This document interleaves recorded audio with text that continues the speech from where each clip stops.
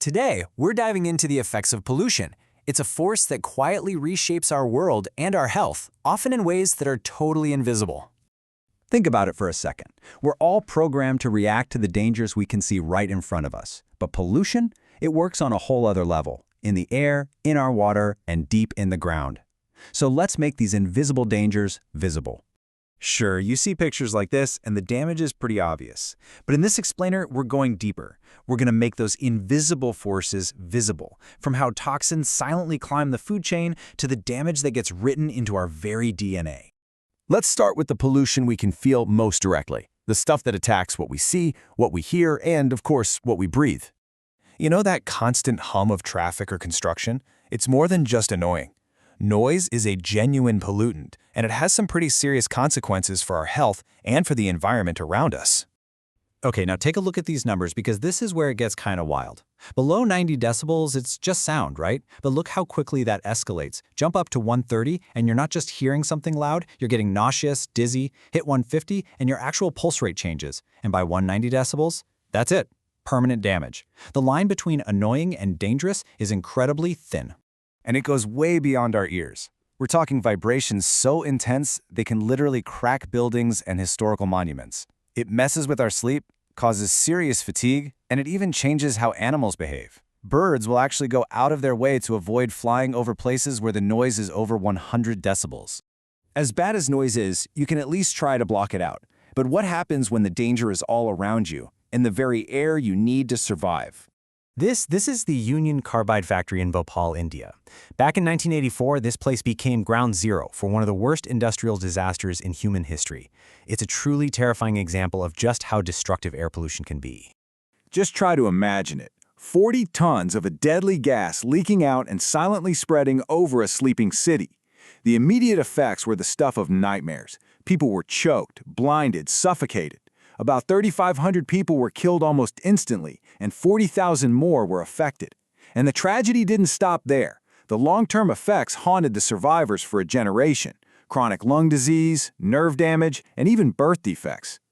And while Bhopal was an absolute worst-case scenario, we're all breathing in a low-level cocktail of harmful stuff every single day. Look at this list. Carbon monoxide, it literally reduces your blood's ability to carry oxygen. Sulfur dioxide irritates your eyes and throat, and lead, even in tiny amounts, can cause brain damage. So from the air, let's now follow these pollutants as they find their way into our water systems. And this is where it gets even more complicated, because the ecosystem itself starts to do the dirty work. So the first big concept here is eutrophication.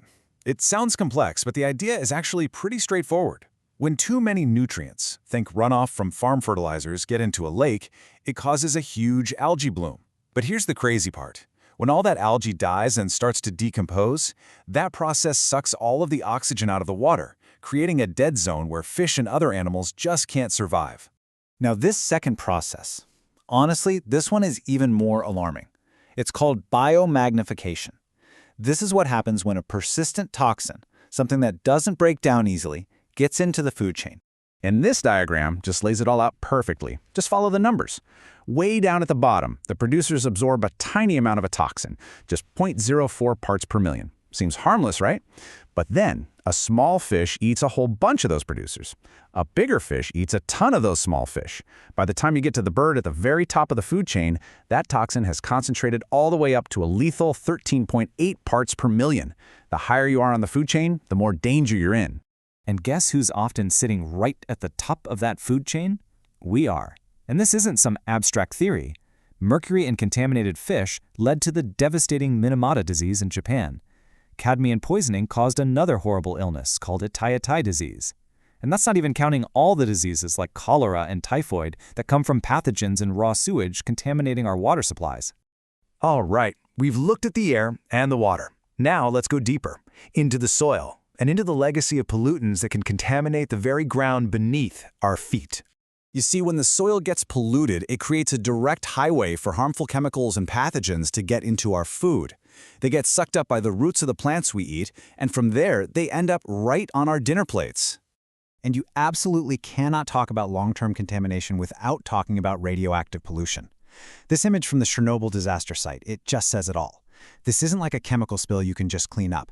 This is a fundamental change to the environment at the atomic level.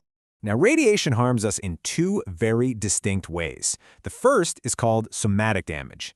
This affects the person who is exposed directly. It can cause cancer, organ failure, sterility. But the second type, genetic damage, is arguably even more terrifying. It doesn't harm the person exposed, it damages their DNA. It passes defects and diseases down to their children and their children's children for generations to come. And this is why it's such a persistent threat. We're not talking about a problem that just goes away. High-level radioactive waste can stay dangerously active for hundreds of years. It's a toxic legacy we're leaving behind for the future. So, we've looked at how pollution affects the air, the water, and the soil. But the single most important takeaway here is that none of these things exist in a bubble. They are all deeply, deeply connected. This quote really hits the nail on the head. It's not a collection of separate problems. It's one single overarching crisis.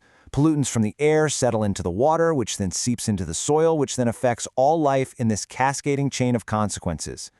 We've peeled back the layers on all these different types of pollution. We've made the invisible dangers a little more visible.